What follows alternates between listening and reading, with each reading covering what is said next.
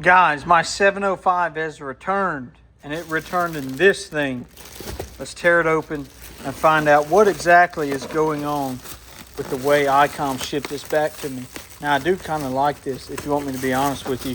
I kind of like the way they shipped it back. Oh, big old clamshell opening.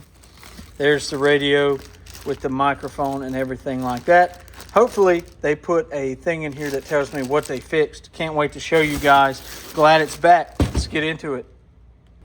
I want to give a big shout out to ICOM, not because of them sponsoring this video, not because of Ozark Trail. No, not because of anything like that, but simply because of the fact that they got this thing there and shipped back to me within a week. And they have the absolute easiest shipping and repair product I ever have. So I sent this ICOM 705 in because it would not register on any devices that I had.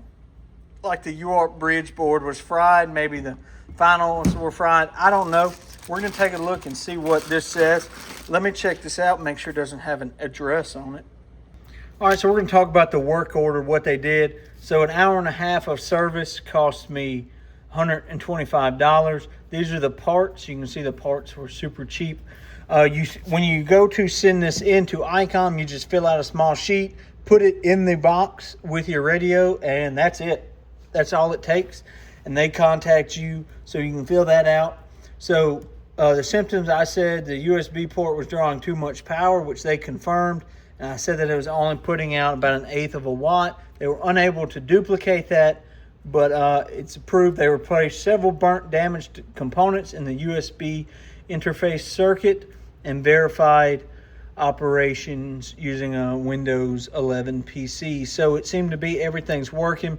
Total repair cost was $247, which isn't bad considering I was going to try to sell this broken radio for about $500. This radio meant a lot to me. It's been around the country with me and things like that. So let's go ahead and get it put back together, get all the accessories back on it, and get it on the air. Hold tight.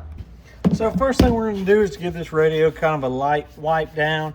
It had some stuff on it just from use over the years where I put Velcro on it, where I took Velcro off, where it's traveled, where they put a sticker on it right here. Just, you know, basic dirt, grime, wear and tear. We'll go ahead.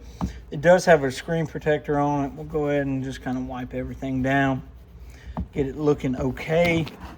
And we're going to get the POV cases, batteries, and everything like that. Get it put back together, and we're going to get it on the air, hopefully.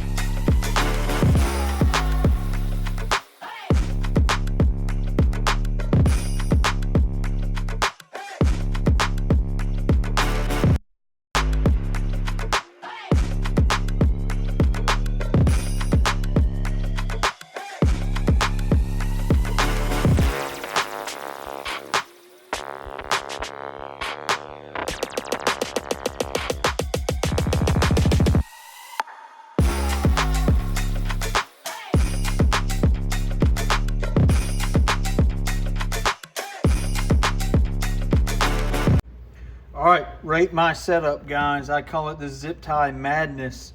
So this is the ICOM 705 in the POV front case, not the back cage, with the ICOM 705 tuner strapped down to it with some zip ties, MacGyver. We're gonna make this work. We're fixing to jump over here and put some power to it. How about it? All right, so we got the 705 right here hooked up. So we do have connection. We will test the cat again. We test PTT. We have connection. We have the audio set up. We're gonna hit OK. It's gonna jump it back to where it needs to be. We're gonna give this a little bit of a zoom out so you can kind of see what's going on. We should be receiving FT8 frequencies. We can hear that. But let's go, and we are hearing signals, but I want to hook the tuner up. Uh-oh. Let's try it. Let's see what this is about. It would really help if I had the tuner plugged in. Okay, tuner. There we go. Tuned up. Now, this is not on the big, whatchamacallit. This is on the big random wire antenna. This is on a 20 elevated 17-foot radial for 20 meters. So we're just going to go ahead and start calling CQ. See who comes back. Let's make sure it actually calls. Oh. Let's set everything up right first. Get some power going out. All right, let's tune it. All right, so now we should be able, I didn't have the audio settings right, and we're getting full bore, 10 watts. I'll take it.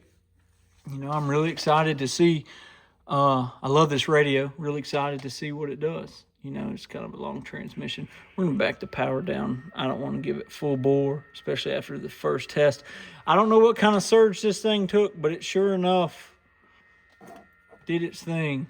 Oh, now we got more audio messed up. Okay. Now let's try this. It's because I have two radios hooked up to this, and they both use the codec.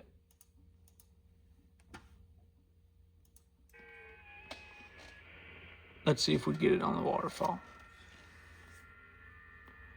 But you can see over here, we are getting heard. That is what the red lines are. Let's go to settings, and we're gonna change. I want these to be like very noticeable. Green, you like green? Let's try that. It's a little bit better. We still don't have the dang audio set up right. Maybe it's this one.